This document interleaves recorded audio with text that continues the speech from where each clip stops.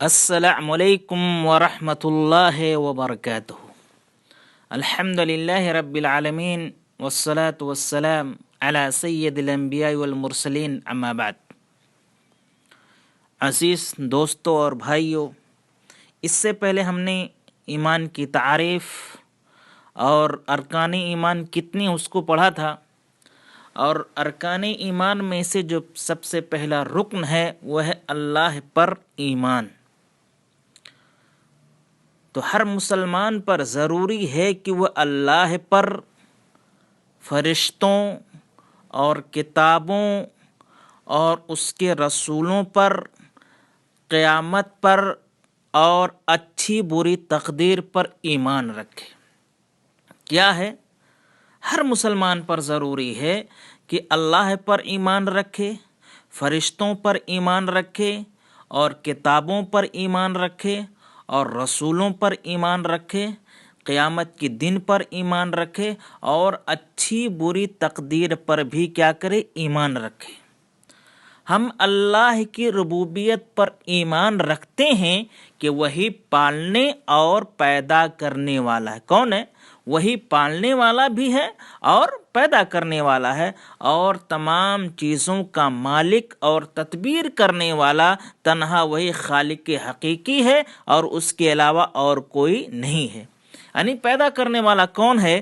پیدا کرنے والا اللہ رب العالمین ہے، اور تمام چیزوں کا مالک اور تدبیر کرنے والا وہ کون ہے؟ وہ خالق حقیقی یعنی وہی اللہ رب العالمین ہے، اس کے علاوہ اور کوئی نہیں ہے۔ اللہ تعالیٰ قرآن مجید کے اندر ارشاد فرماتا ہے، وہ بیان کرتے ہیں، هل من خالق غیر اللہ یرزقکم من السماء والارض لا الہ الا هو فانا تؤفکون۔ کیا فرمایا؟ کیا اللہ کے سوا اور کوئی بھی خالق ہے جو تمہیں آسمان و زمین سے روزی پہنچائے؟ اللہ کے علاوہ اور کوئی خالق ہے جو تمہیں آسمان اور زمین سے روزی پہنچائے؟ کوئی نہیں ہے۔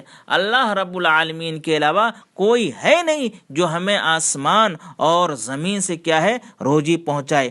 اس بات پر عقیدہ رکھیں کہ تمام مخلوقات کو اس کے خالق ہی نے پیدا کیا ہے، اس کے علاوہ اور کسی نے پیدا نہیں کیا ہے۔ اللہ تعالیٰ دوسری جگہ ارشاد فرماتا ہے، وہ بیان کرتے ہیں، وَلِلَّهِ مُلْكُ السَّمَاوَاتِ وَالْأَرْضِ، زمین و آسمان میں بادشاہی اللہ ہی کے لیے ہے، اس کے علاوہ اور کسی کی بادشاہت نہیں ہے، وہی تنہا کار ساز ہے۔ اس کا مطلب یہ ہے کہ انسان عقیدہ رکھے کہ ساری تدبیروں کا کارسازی کرنے والا وہ اللہ اکیلا اور تنہا ہے۔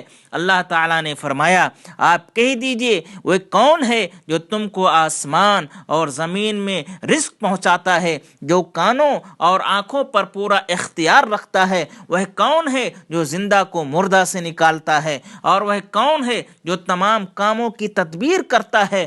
ضرور وہ یہی کہیں گے کہ اللہ۔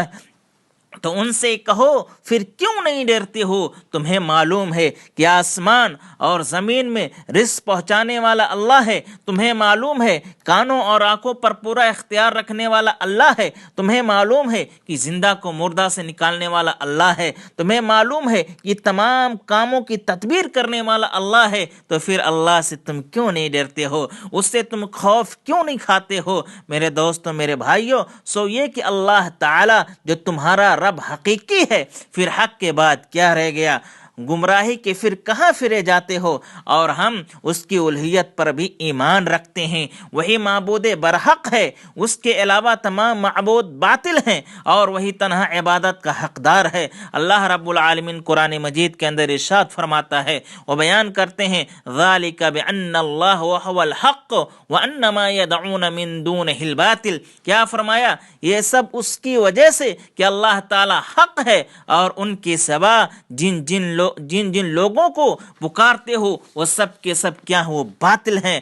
اگر کسی نے کوئی بھی عبادت اللہ کے سوا کسی دوسرے کے لیے کی، مثال کے طور پر دعا، قربانی اور مدد طلب کیا یا نظر و نیاز مانی، تو اللہ کے ساتھ شرک میں پڑ گیا، یعنی اللہ کے ساتھ غیر اللہ کی عبادت میں شریک ٹھہرایا، چاہے اس عبادت سے کچھ بھی مقصود ہو، اس سے مقرب فرشتہ ہو یا بھیجا ہوا نبی ہو یا اللہ کے نیک بندوں میں سے کوئی بندہ ہو یا مخلوقات میں سے کوئی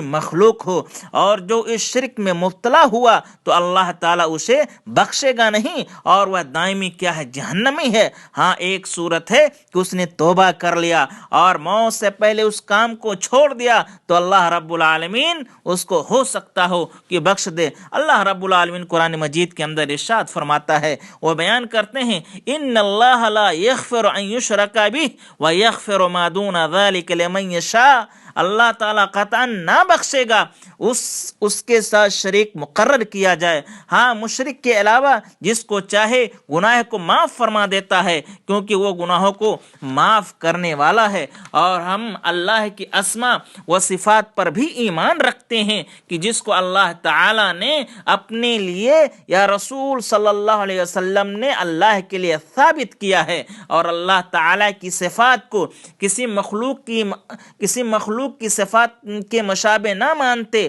اور یہ بھی نہیں کہتے کہ اللہ تعالیٰ کی صفات ایسی ہیں، بلکہ ہم وہی کہیں گے جو اللہ تعالیٰ نے اپنی ذات کے لیے فرمایا ہے۔ کیا فرماتے ہیں؟ وہ بیان کرتے ہیں، لیس کمثلہ شیء